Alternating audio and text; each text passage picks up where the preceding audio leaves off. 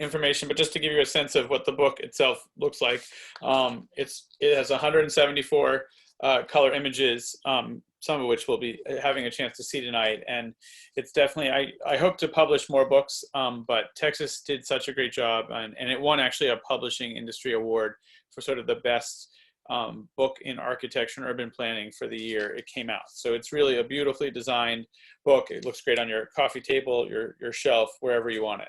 So I encourage you to get yourself a copy. And it has an Orange County image right there on the cover. So there you go. So it's great to be here. I do enjoy my time back in California when it's possible, but obviously right now that's not possible. And since I most recently lived in LA and grew up in San Diego, there's a lot of passing through Orange County, but sometimes there's less stopping in Orange County. So it's nice that this makes it possible to stop in this moment. So my first book is about Civil War St. Louis, and my current project is about the Great Lakes and what happens after the Underground Railroad. Right. So as you may gather, I'm a 19th century historian by training. But this project sort of sucked me into the 20th century and got me more focused on my home community because of a set of factors that were happening around sort of the global financial crisis in sort of 08, 09. And I'm happy to have produced this book because I thought, like, as a 19th century historian, I always feel like the 20th century, that stuff's all done, right? Like everyone has that stuff. It's easy to get. Someone's written all that stuff. But, as I'm sure the folks talking about tract home history too will tell you that it's not that way, right? That there's lots of 20th century topics that haven't been covered. And so they also deserve our attention. So this is an image, if it clicks forward, which it did before, but let's see if it'll do it now. Let's see if I can, what do I have to, there we go. Okay. So there is an image of the mosaic in La Mesa, California, which is right on the edge of San Diego, right in the part of San Diego where I lived. As a child, we would go to the Grossmont Center Mall, one of those outdoor malls with sort of covered walkways and nice big parking lots. There was a Buffums, and down below there was this Home Savings. And there was this image in mosaic work, right, of Franciscan friars and these vaqueros and this crazy tree and interesting pattern, the gold tiles at the top. And I didn't think a lot about it. I didn't know when it was created. I didn't know why it was created. And then looking back, I actually think that these images had a history of California in some ways richer than the history of California I was getting in class, right? Like in fourth grade, we, did a mission project, right? And we went to Old Town in San Diego, but it somehow these images stuck with me much more than anything I had learned in that space. But I didn't know a ton about how they were created, who created them. And it happened to be that I was in California over winter break and I read a story about how Tony Sheets, one of Millard's two children who are still alive, had gone into a bank in the San Francisco area in West Portal and found that this mural, which you see here, had been painted over by the new owners. That this work had all been created for Home Savings and Loan. Home Savings and Loan in 1998 sells to Washington Mutual. And then Washington Mutual becomes the largest bankruptcy in American history in the 08, 09 financial panic, and their locations in California were given to JP Morgan Chase, sort of overnight on the phone. And my sense of what happened after that was that, not really understanding what they had, Chase sent out the order saying, our colors are blue and white, just sort of make everything look blue and white and very uniform. And then they ended up with some bad press due to painting over this painting, which was probably worth, $50,000, something like that, maybe more. And they ended up in the newspaper, and that made me think, like, what's going on here, right? How do we figure out where these works are? I had seen the one in Santa Monica. I think I'd probably seen the ones in Buena Park and Anaheim, and I definitely seen the one in San Diego, but I didn't think there were that many of them. I thought there were maybe 30 or something like that total. In the course of this research, I've actually found other examples, right? So this is Highland Park in Los Angeles, and Washington Mutual actually did this, not Chase, but they put the ATM cover to put some shade over the ATMs directly through the mosaic. So you have Millard Sheets' name there at the bottom under the mosaic, and then the rest of the mosaic up above. Obviously not the way it was intended. As I kept working on this, this is the original branches, which include many in Orange County, actually, that we'll come to. But in the original Encino branch was built in that same period between 1957 and 1961. And those branches all had very impressive vaults and vault doors with vault mosaics. But over the course of time, they changed the arrangement of the bank, and this vault and its mosaic ended up as a break room. So those are little lockers for the employees, and you can see there's a refrigerator there. It's completely out of public view. So I realized that this work, which I had thought was really important, wasn't really getting the attention it deserved.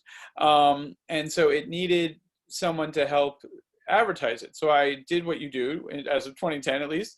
I created a blog, and I said, like, these are works, they've mattered to me. I'm aware of, you know, like 10 of them. How many are there, right? Who knows about them? And it's very quickly became a much larger project.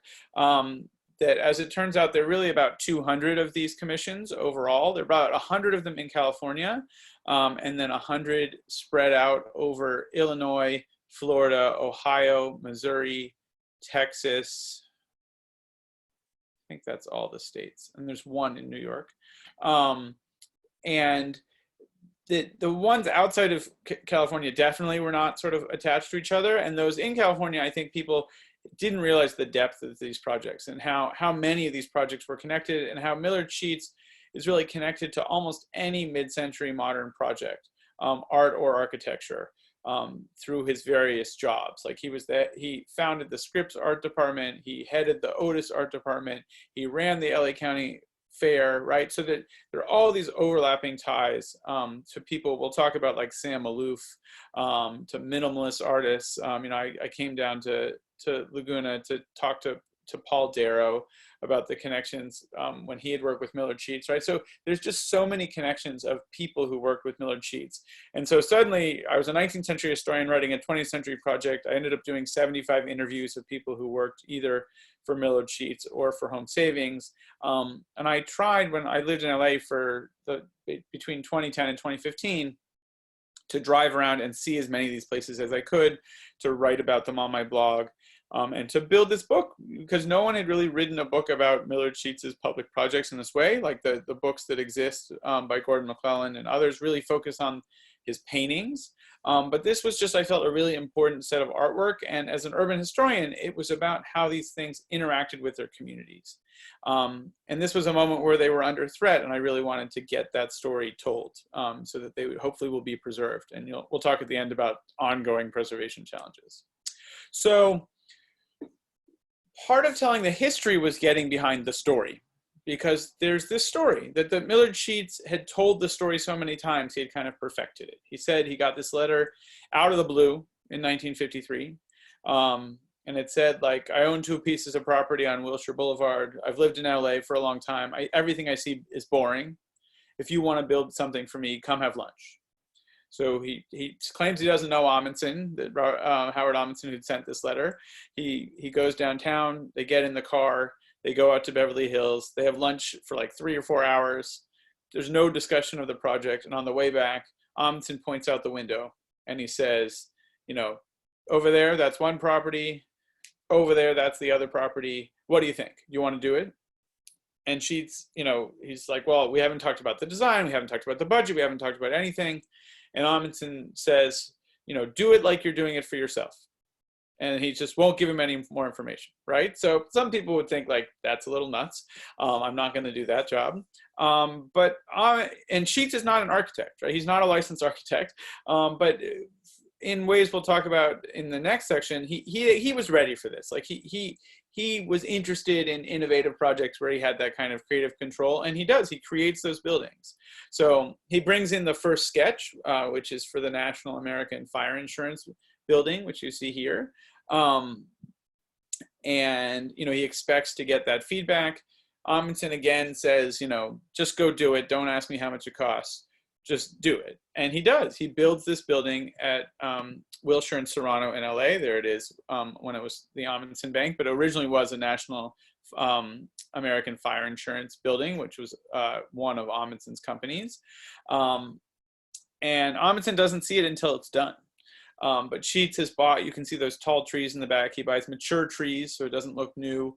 Those are gold tiles above the door. They're these sculptures you can see on the sign. He has this mosaic over the door. Amundsen comes, he parks in the spot that he had intended for Amundsen. Amundsen walks all around the inside, sort of smiling and chuckling. He goes and he sits at his new desk. He puts his feet up, and he starts laughing. And Sheets is kind of angry about it, at least in the way he tells it. And he says, like, what is going on? This guy, I built this whole building for him. He didn't even tell me, and then now he's laughing. Like, what is going on here?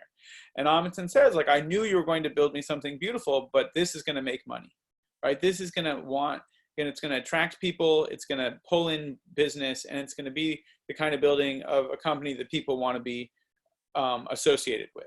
And that's really, I think, what allowed this partnership to continue, right? That Sheets was allowed to spend money creating all kinds of ornate things, right? Gold leaf, things like the Home Saving Shield, all these things that were done much more than other banks. Other banks were in storefronts, right? They were in small spaces. They didn't have these ornate local artwork on the front.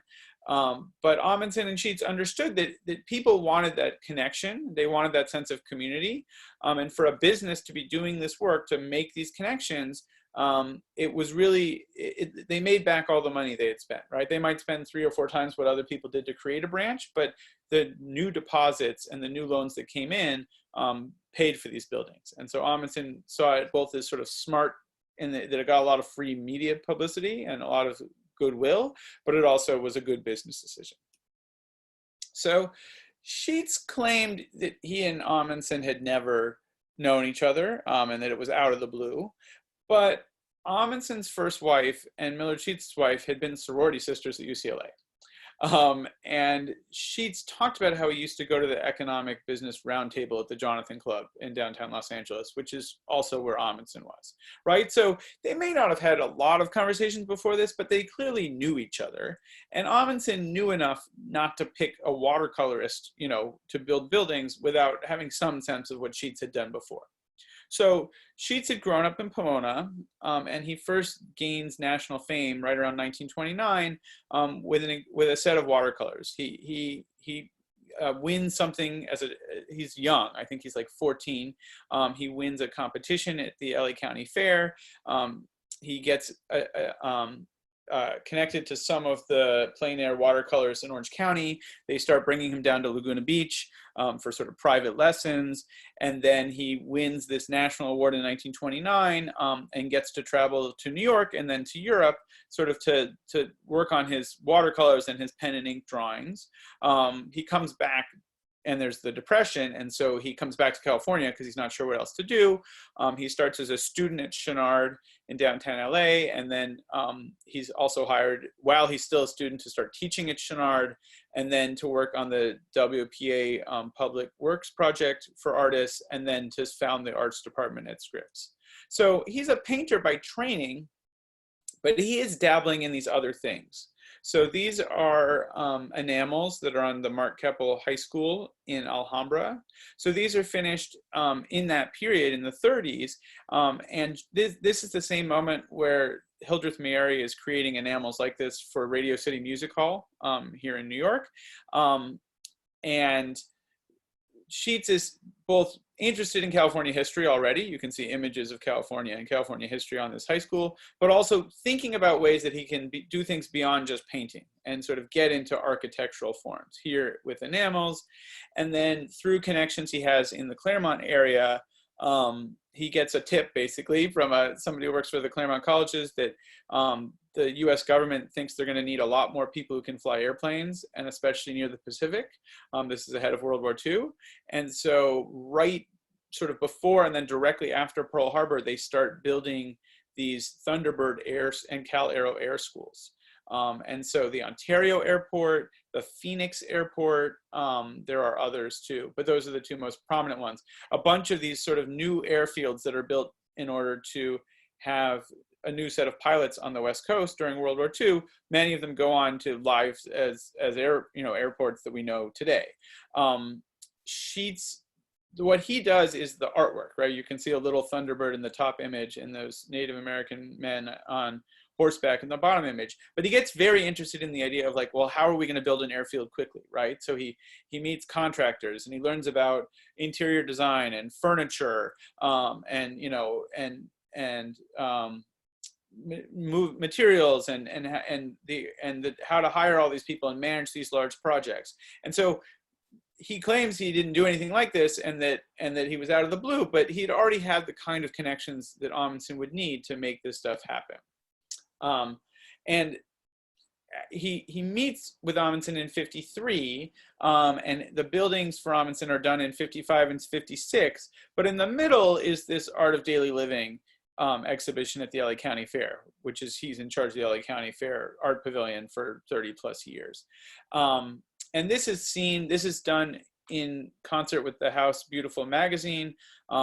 It's done like to honor Frank Lloyd Wright, among others, and Frank Lloyd Wright comes out to see the fair in Pomona, and it's seen by many people as sort of the coming out moment for mid-century modern architecture, especially residential architecture.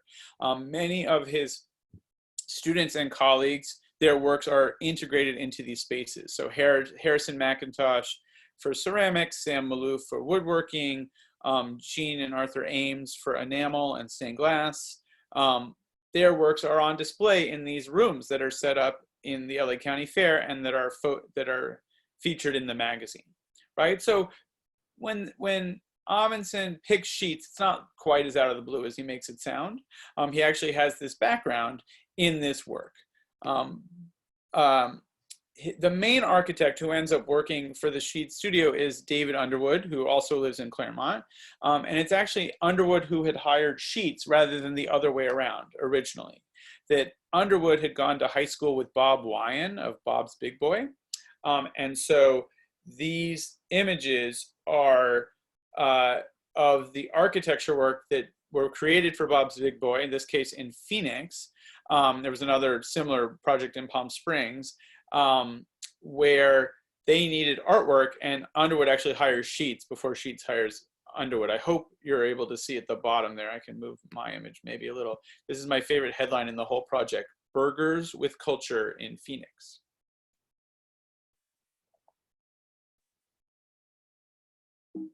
Oops. Okay, so the work that's created, Amundsen says, do it however you want, right? Do it as if you were doing it for yourself. But Sheets is too smart of an artist to really do that exactly, right? Like I argue that he's really trying to create something that he thinks Amundsen will like, because he knows that that's the way you're really going to continue to have this work for you. He knows Amundsen cares about looking, permanence and a sense of style that suggests like security, right? Amundsen had the largest savings and loan in the country because of some grandfathered things about the home savings and loan rules. So he takes over the company in 1948, and by 1955, he's already the largest S&L in the country, with branches both in LA County and in very soon in Orange County also. And they stay the largest S&L in the country until they are purchased by Washington Mutual in 1998. They don't have S&L problems in the 1980s the way others do. But as you can see, that there wasn't a uniform image of the company in that beginning period. The first branch that Sheets creates is the one in Beverly Hills, and he really kind of throws the kitchen sink of what he thinks will give this elegant showstopper look to the building. There is the shield that Sheets creates. There are the gold tiles that say HSNL. There are the sculptures of family. There's the mosaic, which we'll talk a little more about, and there's a stained glass piece also.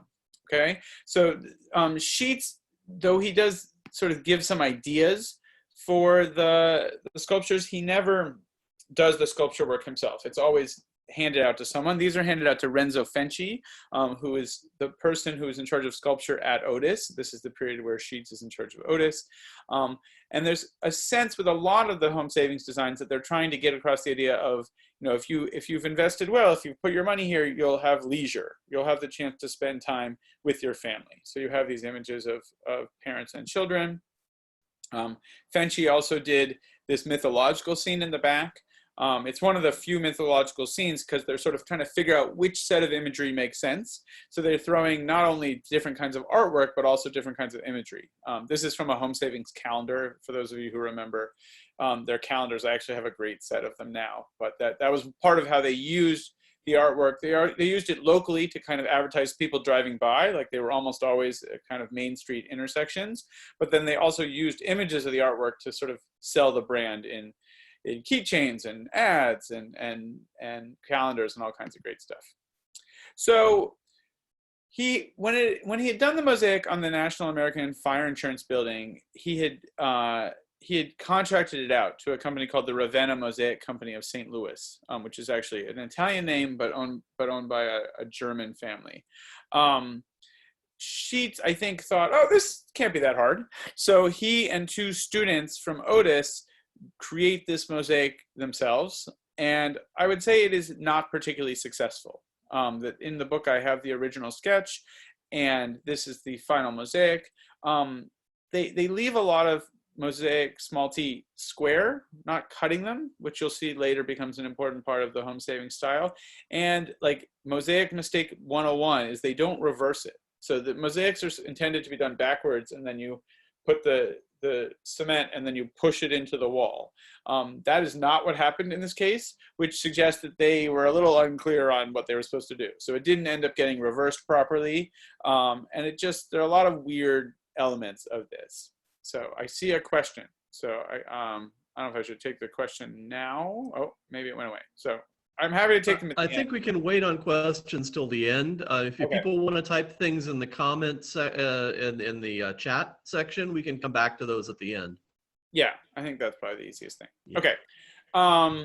So they also, Sheets creates this sort of global history of money and banking in this 2-story tall set of etched and stained glass windows in Beverly Hills as well. So you can see, like, we have Egyptian money, American money, Greek money, American Indian money, all kinds of crazy things here. And, they're trying all different kinds of forms to create a sense of the artwork here.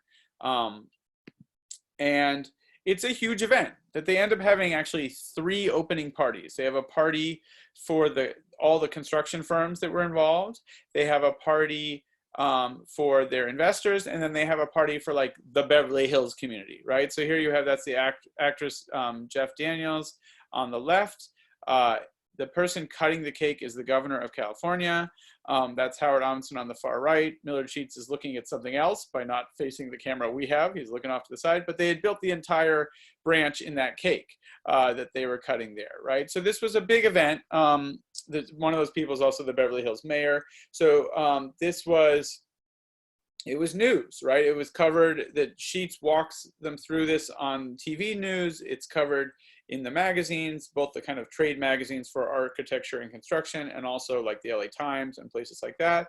And it really is a sensation. And as Sheets tells it, at least, again, he's a master storyteller in these. There's oral history, it's the Smithsonian, and another at the UCLA, if you want like 200 pages of Millard Sheets telling his story his way. He says that people lined up around the block to put the money in, right? So I don't know if that's really true, but they said, like, we want to be associated with a beautiful thing. This is our local landmark, and we want to be a part of it. And so there was this enthusiasm for the projects very early on. And Amundsen's response is, this is great, let's build another one. And he wants them very quickly to go about building another one. So Sheets quits his job at Scripps, where he had been in charge of the art department, and he creates this studio. And in the studio are sort of the various parts, different buildings that actually have different purposes. So in the middle, there was a little aviary where there were birds, that they would use birds to model lots of their little bird mosaics all over the building, among other things. Sheets's office was that door all the way on the left where it says 655, right back and through there. He had a secretary and then his office. The low all white building with the sort of stripes in the back is where the architects worked. And then the tall building in the front was the projection room. So they would project the full-size images based on little sketches, create them into slides, put them on the wall, create full-size color cartoons, and then either use those to create murals or cut them up and use the process to turn them to create the smalti, the tiles for the mosaics. And this was done with a whole set of people. Okay, so you have this is Sue Hertel in the front with Millard Sheets, and then in the back that's David Underwood. So Underwood is the main architect at the beginning. Sue Hertel had been one of Sheets' students at Scripps, and she's really the person who does most of the color selection and also the kind of the full-scale cartoons for both the murals and the stained glass windows throughout. And she stays with the studio like the entire length from the 50s to the 1990s. The architects I spoke to said this is the kind of thing Sheets would give you, right? He was still very, very busy. He was traveling all around he sort of, every time he got off a plane, his secretary said he would have a new project, that he had convinced the person sitting next to him that they really wanted a Sheets project. And there are like very prominent Sheets projects in Dallas. The Touchdown Jesus at Notre Dame is a Sheets image, the Rainbow Towers in Honolulu, right? So there are all these things. He was traveling around, he was giving painting workshops in Mexico and in Hawaii and in Southeast Asia. But this is what they would give him this sketch, and he'd hand it to the architects, and he'd say, like, I need full blueprints of this building when I come back in 3 weeks. Like, figure it out. And so they said that, they got used to how to do it. Sheets would send notes with things like he wanted to pick the color of the tile in the bathroom. So that kind of detail he cared a lot about. But in terms of like, where did the pipes go, right? He wasn't an architect. That was their job to figure it out. So he would present this stuff, and it was their job to turn it into his design. Here's Sue Hertel working on one of those full color, full-size gouaches. This is for the image on the front of the Arcadia branch. That was being done in those projection rooms. Another one of the early Scripps students was Martha Menke, who actually marries David Underwood, the architect. She had come in, both Hertel and Menke had been students of Jean and Arthur Ames. So they actually had some of the mosaic knowledge that Sheets didn't have and some enamel work. But in Dallas, they also needed to make a tapestry. And so Sheets was like, anything about tapestries? And she said, no. Well, he said, well, here's my design. Go to Aubusson in France, like take this design and figure out what they're doing there, basically, to see if it's something we can create here at home. So this tapestry you see here goes behind the CEO's desk to kind of stop the echo in the all hard floors and woodwork office in Dallas. And Martha Menke actually ends up teaching fabric arts and tapestry along with painting like her whole career based on this experience that the Sheets studio had created for her learning how this stuff worked. Another of those early Scripps students was Nancy Colbath. She was married the whole time, and so she was only part-time in the studio, but she is someone who worked closely with Sheets on the Santa Monica branch, and there's an image in Borrego Springs, and there's some other projects that were very much her work, both in terms of the design and the mosaic work. Right around 1961, Dennis O'Connor comes from England, and he really becomes kind of the master of the cutting, right? You can see the very ornate cutting on this Detroit Public Library mosaic that he's piecing together there to put up in Detroit. He had come from England. He's actually colorblind, but people even who work with him in the studio didn't know. But he had a training in sculpture and in drawing, and he had won a prize that only Henry Moore had won before in his Royal Academy in England. But his wife was from Claremont. He moves to Claremont. He needs a job. He ends up talking to some of the folks in the Sheets studio, and he becomes the major mosaicist, working. Sue Hertel would pick the colors, but he would help with all the cutting and the shaping to really create the Sheets style of mosaic, which is really different than the way mosaics had been done in classical times, or even what people like, there had been people in California doing mosaics in the 30s, mostly in the San Francisco area, the Bruton sisters. Their work is actually very different too, because O'Connor and some of the other folks around the Ameses are kind of making up their own style as they go. So that's all great and interesting, right? But like, why does it matter? Okay, so I think it matters because when we talk about mid-century modern, we're almost always talking about residential projects, not commercial projects. And when we think about like cities and locations that have really have a strong history of art and architecture that's been recognized and celebrated, it's almost always, like downtown LA kind of spaces, like New York City. Part of what was different here is that because of their business model, that they're interested in VA loans, they're interested in new tract homes, right? That they want to get people on their housing loans and then on their fire insurance, and then be the place where they invest their money, right? That they want to have this long-time relationship with people who are just emerging as a new audience for finance in the 1950s. They're often tied to these new communities or communities that were being reborn or reinvented in that period. So it's Encino, it's Burbank, it's Compton, it's Whittier, it's Arcadia, and then there eventually will be Buena Park and Lakewood and Anaheim also, and so those are cities that don't have these kinds of landmarks, right? Like nobody had built a fancy building for Compton, in 1958, and this is these are Tom Van Sant designs. They decide if they're going to learn how to do mosaics, they start small, so there's these tiny little mosaics, but they build these two-story buildings often on main streets, ideally on a kind of very prominent corner, so that the mosaic could serve as like a billboard, and the Home Savings name would really announce itself. So this is the original Lakewood branch, and I'll show you the tower later. But Lakewood is the it's like a Levittown community for California, as I'm sure if you know DJ Waldy's work and the history of Orange County and LA, and so. This is an effort to be that bank, right? To show those gold tiles, to have that mysterious windowless box, right? People who didn't like them called them mausoleums, but Amundsen was like, well, if you're going to keep your money safe, it's like a mausoleum looks pretty permanent, right? So he was totally fine with people calling them a mausoleum, and they have these very prominent vault doors on the early branches as well. That winged lion that Amundsen liked, all trying to get that sense of like this is a luxury brand, right? It's a way to have leisure and have that security of being part of something elite. This is the Burbank branch. The design is, and so Amundsen, he was like, we have a design and it works. Oops, I'm changing my size. I'm trying to just move myself out of the way of the image. The Burbank branch and the Whittier branch are basically the exact same thing. They're these squares with these cutouts in the corner. They're designed differently, the doors in a different place, but it's really like the same building, right? That Amundsen was like, I found a design, it works, I'm just gonna keep it. And you can see another example of that. Oh, we'll come to it in a minute.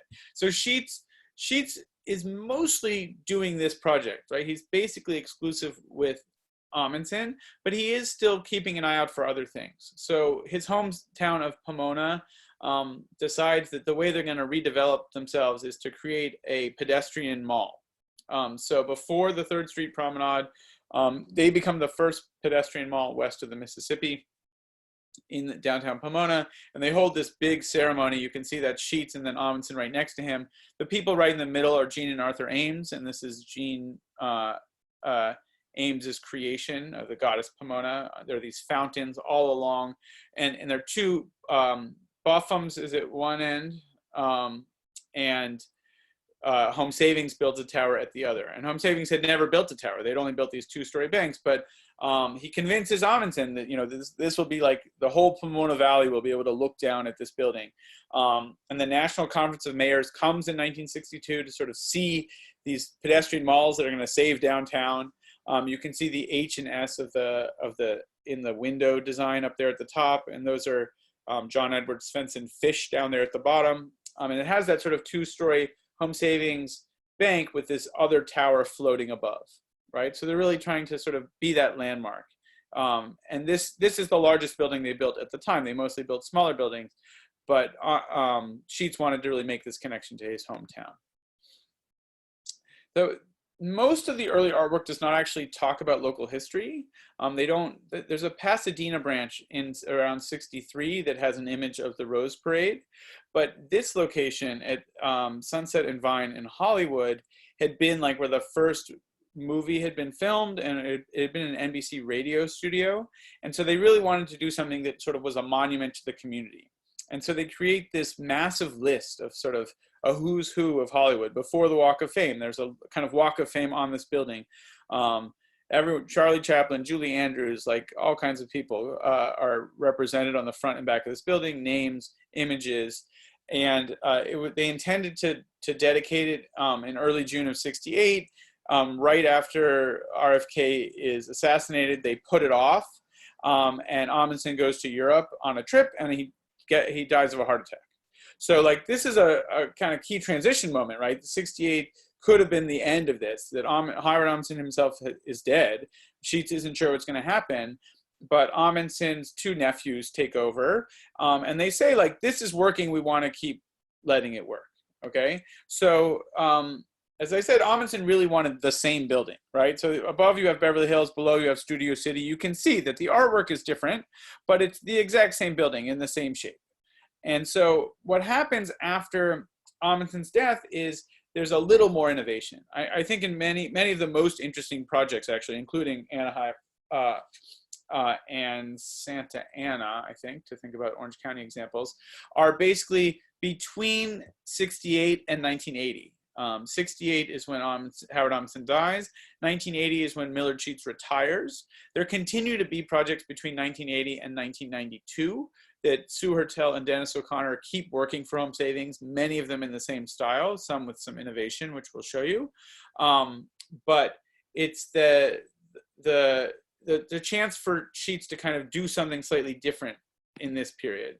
Okay, so the extending and innovating. So, you know, the first thing is they just take that same building and they squish the arms in a little in Santa Monica and create a much larger image. This one in Anaheim are basically the same design, very large mosaics.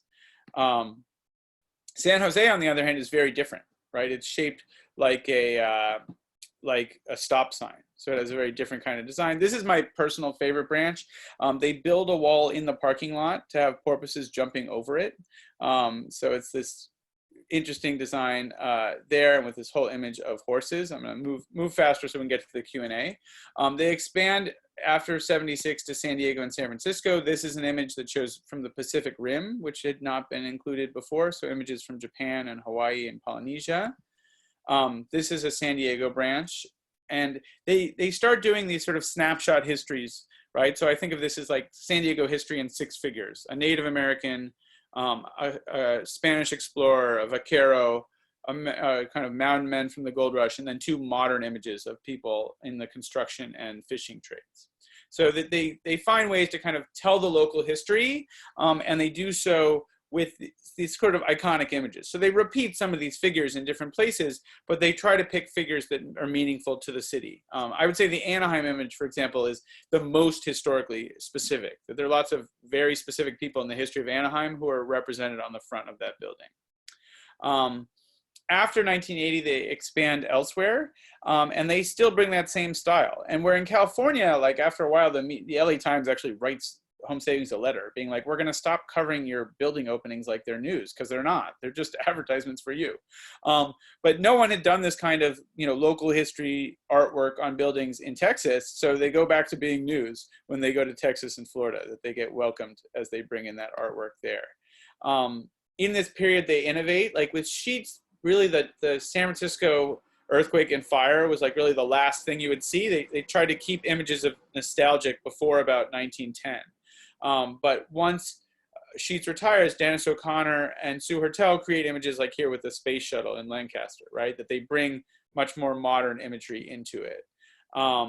Similarly, there are works at the end that are still trying to have that community feel, but are not being done. They're being done cheaper. So these are ceramic tile images by Marla Bartels, who lives in Laguna Beach, and Astrid Preston in the Monterey Park area. So it's showing bamboo and sort of connecting a Chinese village to the city of Monterey Park and the imagery. This is also, again, other artists late in the project. Richard Haas does the Home Savings Tower Sky Lobby. But the patterns, right? The gold, the effort to show local stuff, to be very representational in the artwork, all that stuff that Sheets and Amundsen had set up, it stays with the projects, even in Florida, right? Even much later. So, okay.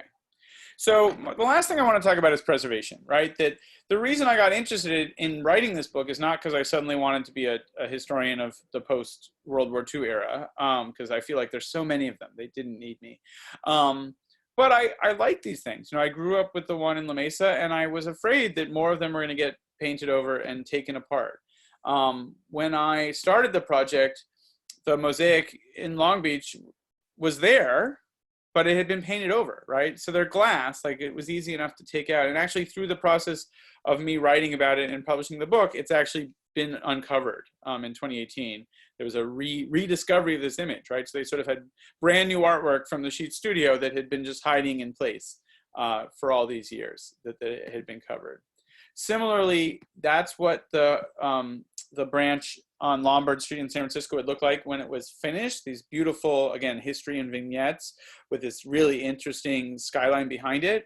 But for years, those trees had been grown up in front of them. The trees, Home Savings wasn't allowed to, or Chase wasn't allowed to cut down the trees because the trees belonged to the city, and the city basically did not return their phone calls.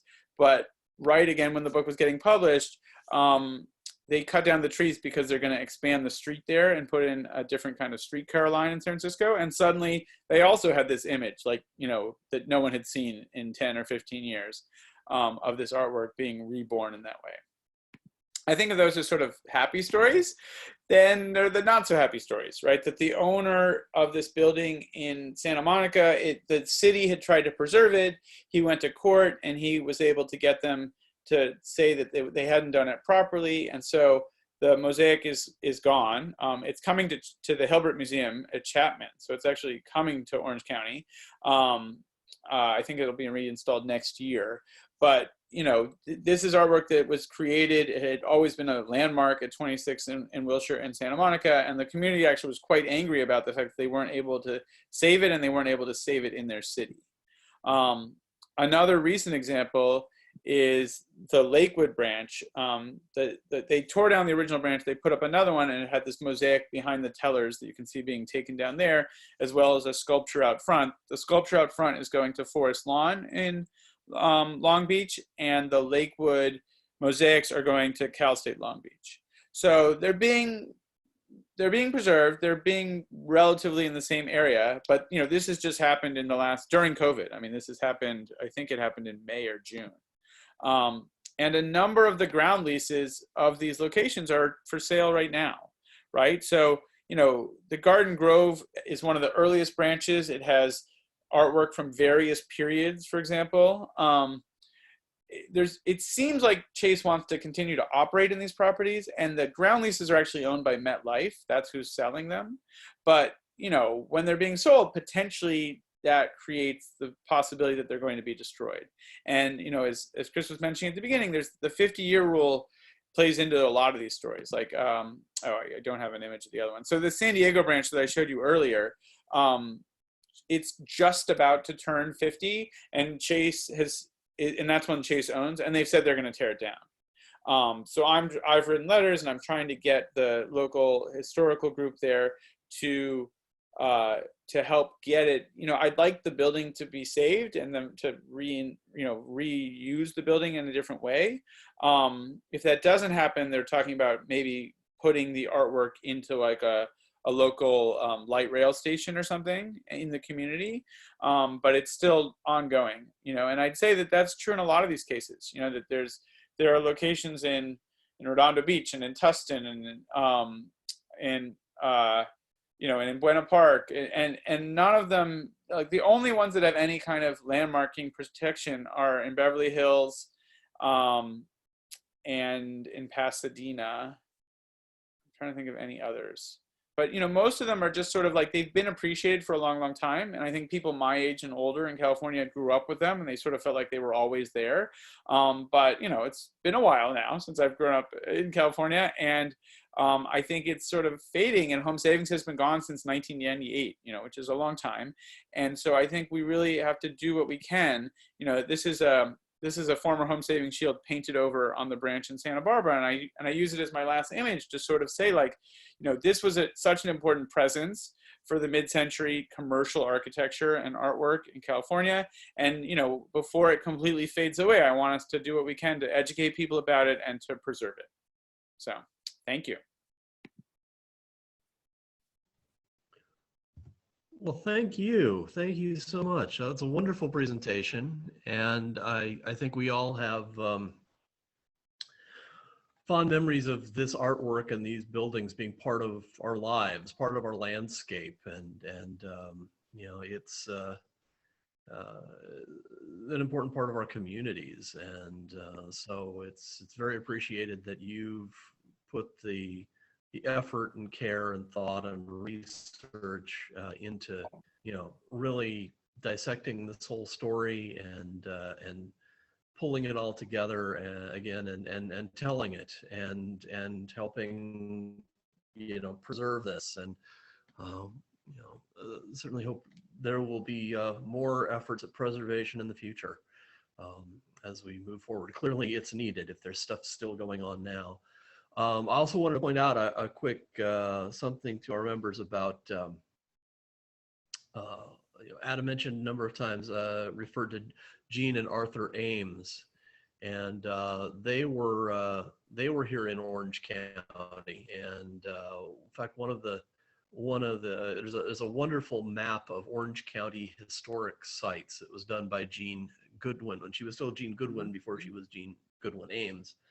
And then the two of them, one of their murals for a ceramics factory was on a wall of a ceramics factory in San Juan Capistrano, and you can still go and see that and walk right up to it. And it's, if you know where there's a place called Cafe Mozart in downtown San Juan Capistrano. If you go into the central courtyard there, they've preserved that wall of the now otherwise demolished building that had been the factory, and that is there. And you can see those connections between the different artists kind of inspiring each other when you look at that. In any case, thank you so much for that. Here's that Orange County map from Jean Goodwin, yes. the book. So, yeah, and I'm familiar with the San Juan Capistrano one too, and the Anaheim image, where my finger was first, is in the book as well. And it's especially for this audience, it's really an important. Here I have it. This is Anaheim, which I hope is familiar to everybody. And then actually, this is a great story about Leisure World that's in the book. That Sandy Inbody Brick had worked at one of the other branches, and she personally went to Leisure World to sort of meet people and try to convince them to put money in home savings. And she talked about the sort of pushback she got on whether they needed a branch there or not. But she was personally going back and forth, and she ended up on the television in Leisure World with a home savings television show, which there's an image of in the book as well. So. You're not a real TV star until you're a TV star on Leisure World Public Access. It's true. Well, we have some questions here. Okay, I see Jan's question. Should I start there? Start wherever you would like. Okay, so yes, there's a question about sort of the preservation work. So yeah, I mean, there definitely, thanks everyone for your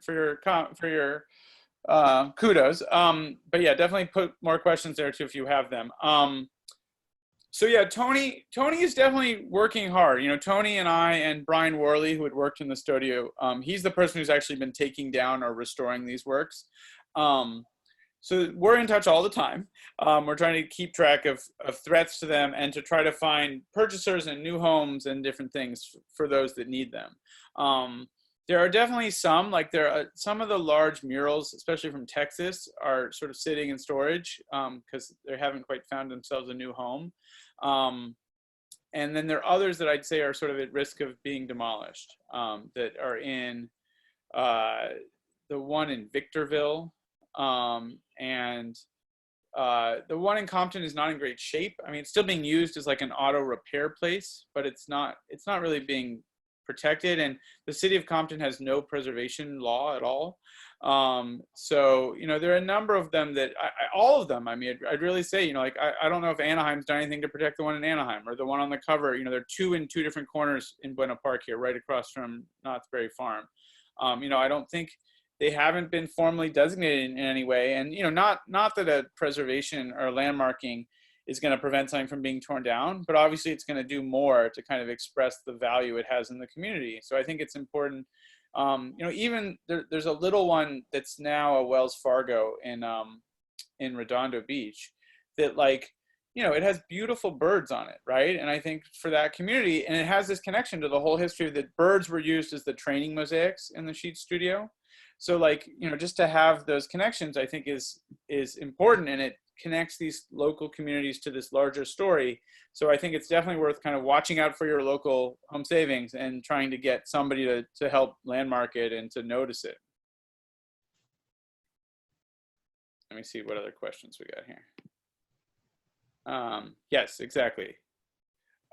Yes, so there are, okay, so there's the question about the specific people in Anaheim or elsewhere. So there are specific people. Monty, Montana, for example, is in the Northridge Mosaic. And the Anaheim Mosaic are basically all real people. Most of the others, like the milkmaids here in Buena Park, are more kind of allegorical representational. That's true in Garden Grove. They're not specific people. There are a lot of them that are not, right? There are some that are, but most of the people are not. But there are, I talk in the book about the process by which they researched them. Sometimes they went to the library, sometimes they went to the local chamber of commerce, and they created like a brochure that was handed out at the opening of a lot of these branches, where they go through in detail what the images are supposed to be and what they say. So the one from Anaheim was very detailed. It goes through and explains, like, this is this person, this is why they're included, you know, this is, and it has all that detail over a course of about 3 or 4 pages. So those are the most detailed ones. San Francisco, one of the ones in Illinois, Anaheim, and Northridge are the ones that have the most detail in that way, I would say. I have the archival descriptions are in the Smithsonian collection, and I have copied like photos of them that I could definitely connect people with. And then I do quote some of them in the book. But, you know, if I went through, like, if it was like a handbook and I went through each one, you know, in the depth it deserved, it would be as large as the book itself, right? It would be a much bigger project even. I have some of it on my website that I was doing like an image of a week for a few years while I was writing the book. Oops. But it's not, you know, all that detail. I have some more in my notes if you ever want to be in touch about it. Somebody asked about the dots. Yeah, well, so South Pasadena is a whole story, which I'll come to for the person who asked about that. But the dots on the map, so I have a kind of master list on my website, and they're differentiated by types of project. So if it's a mosaic, if it's a sculpture, if it's a stained glass, the dots are trying to represent those differences. Yeah, so Sheets had done a project, South Pasadena Junior High School in the 30s. It was a fresco, and it got damaged, and then it got painted over. So there have been efforts to recover it, but Sheets said what he learned from that lesson is that the painting should always be removable. So, like, for example, one of the early ones that was threatened around 08, 09 was his last larger project was for the San Jose airport, and they were going to tear down the terminal, and they figured they were going to lose the mosaic.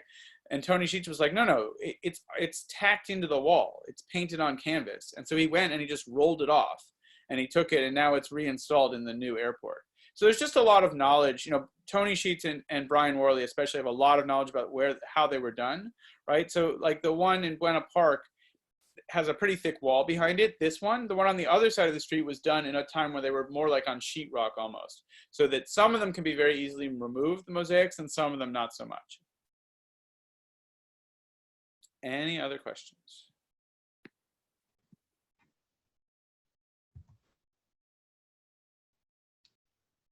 Anybody just want to ask a question out loud? Take themselves off mute.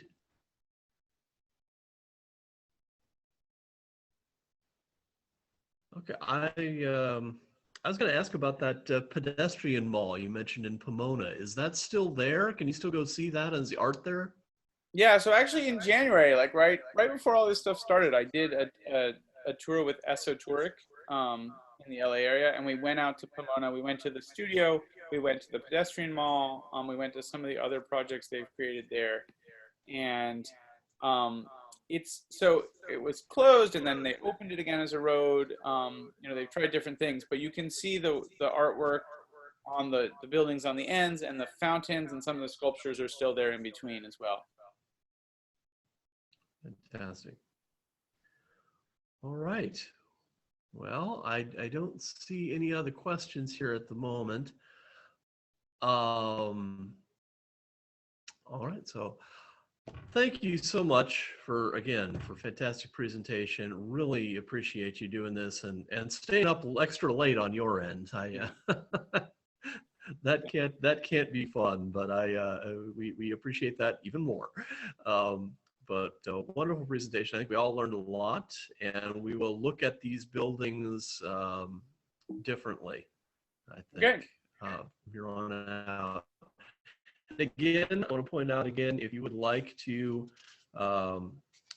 purchase a copy of his book through at utexaspress.com, you can get 30% off by using the discount code BANK30. It's all one word, BANK30.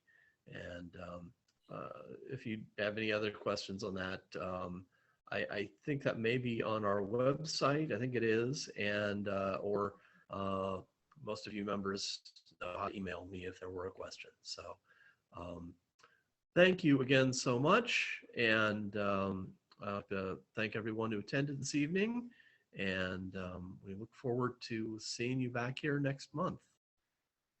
Okay. Thanks, Adam. Thanks for the opportunity. Good night. Good night.